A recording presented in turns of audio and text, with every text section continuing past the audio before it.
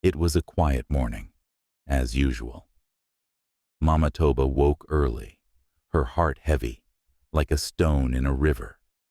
She knelt on her mat and began to pray, her voice rising like the morning crow, calling her children to join her. "Toba, too, come and pray," Mama Toba called. Toba, her beautiful daughter who was in her final year at the Polytechnic, knelt by her side. After the prayers, Mama Toba turned to her. Her voice was sharp and firm, like a mother hen protecting her chicks. "Toba, listen to me. Don't follow anybody out today, no matter what," she said, her eyes wide as the morning sky. "But Mama, I don't—" Toba began to protest, but Mama Toba cut her off. "Don't argue with me, you hear me? Don't follow anybody out today. If they like, let them beg you or promise you heaven and earth. Say no." Mama Toba repeated the warning again and again, her voice rising like a drumbeat in the village square. Toba nodded, her head moving like a lizard on a hot rock. "I won't, Mama," she promised. But her mind was already elsewhere.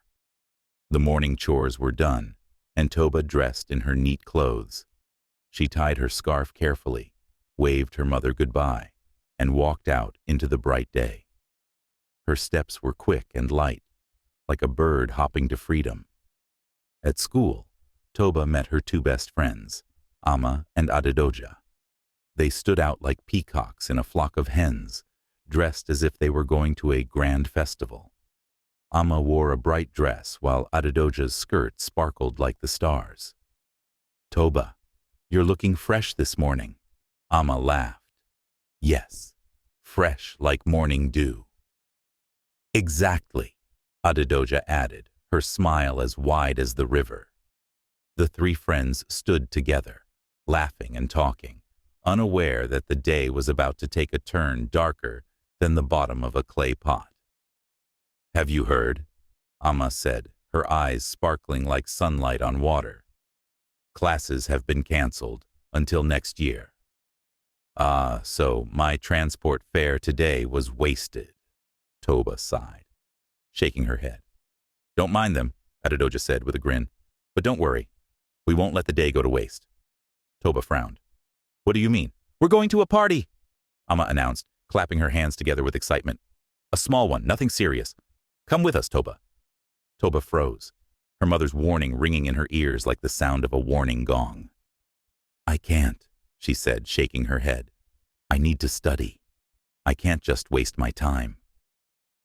Ama rolled her eyes, and Adedoja leaned closer, her voice soft and teasing. "It's just a small party, Toba. No harm will come. Come on, we'll just dance, eat, and come back. Don't be boring." "No, I can't," Toba started to say, but her friends cut her off. Toba. Are you now a grandmother? Live a little," Ama said, laughing. Okay. Toba finally agreed, her voice low like a beaten drum. But only for a little while. Not long after, the sound of loud music filled the air as Danny, Adedoja's boyfriend, arrived in a shiny car, the music booming like thunder. Raji and Faji, his friends, were with him, their grins wide and confident. "Let's go, girls," Danny called out, his voice full of excitement. The girls climbed into the car, their laughter rising like birds into the sky. Toba sat quietly, her heart uneasy, but her friend's joy was infectious. The car sped off, the music loud and the mood high, as they headed toward what they thought would be a night of fun. The house was alive, music blasting like the beating of drums during a festival. Laughter and cheers filled the air as people danced in pairs, their bodies swaying like trees in the wind. Toba, shy at first, soon found herself dancing with Faji, while Ama paired with Raji and Adedoja with Danny. The friends laughed and danced, their joy bubbling over like palm wine in a full calabash. After a while, Danny clapped his hands to get everyone's attention.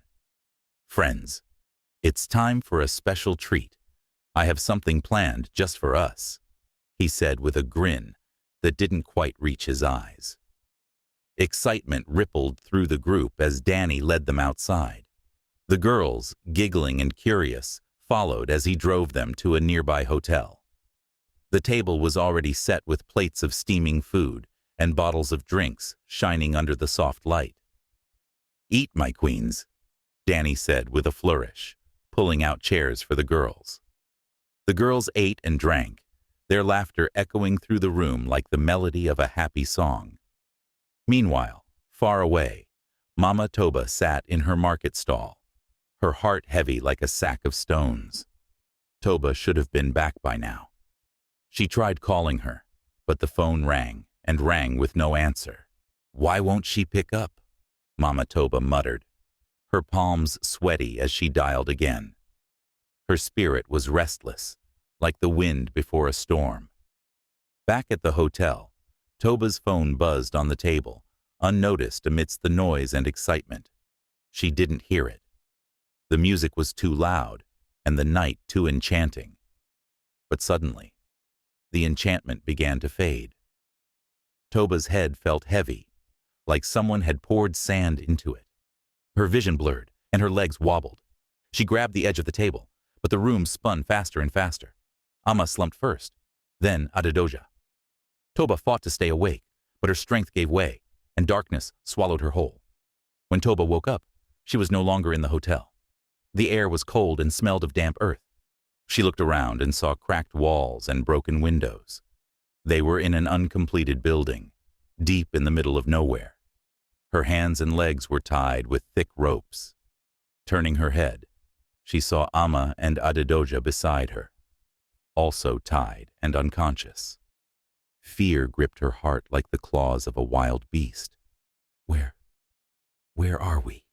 she whispered, her voice trembling like leaves in the Harmattan breeze. "Wake up," Toba whispered urgently, nudging her friends with her elbow. Her voice wavered, shaky and brittle. The girls stirred slowly, their eyes widening with fear as they took in their surroundings. In front of them stood Danny, Raji, and Faji. Their cheerful faces were now cold and emotionless. Behind them, an old man emerged from the shadows. His presence filled the room like smoke, choking and oppressive. In his hands, he held knives of different shapes and sizes, their blades gleaming in the dim light. Beside him sat a calabash, empty but ominously waiting. "Do not shout," Danny warned, his voice low and dangerous. Toba and her friends began to cry, their tears falling like rain as they begged for mercy. But the men didn't flinch. The old man's eyes burned like fire as he stepped closer, the air thick with the promise of evil. The room was silent, except for the rhythmic dripping of water from the ceiling. The old man stood tall, his eyes sharp, like the blade of a hunter's machete.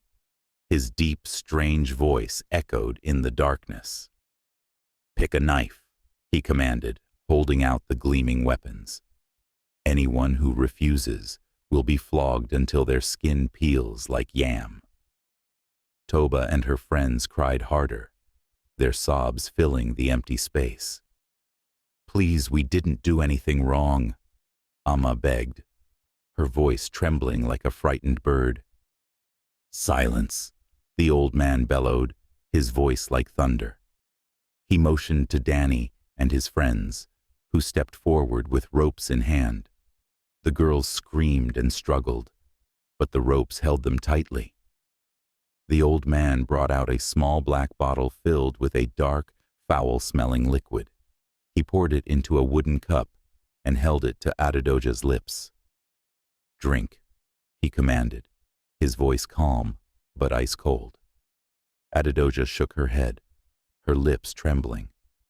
"No, please," she begged, but Danny grabbed her head, forcing the liquid into her mouth. She swallowed, her body shaking violently as tears streamed down her face. Moments later, Adedoja's body stiffened, her eyes wide with fear.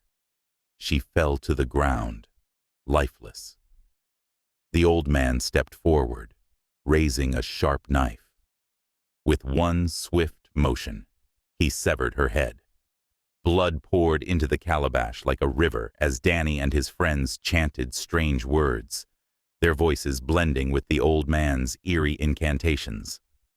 Toba screamed, her cries piercing the air like a broken flute. "No! No!" she shouted, her body twisting violently in the ropes. Next. Please stay tuned for the continuity of the story. Thanks for watching.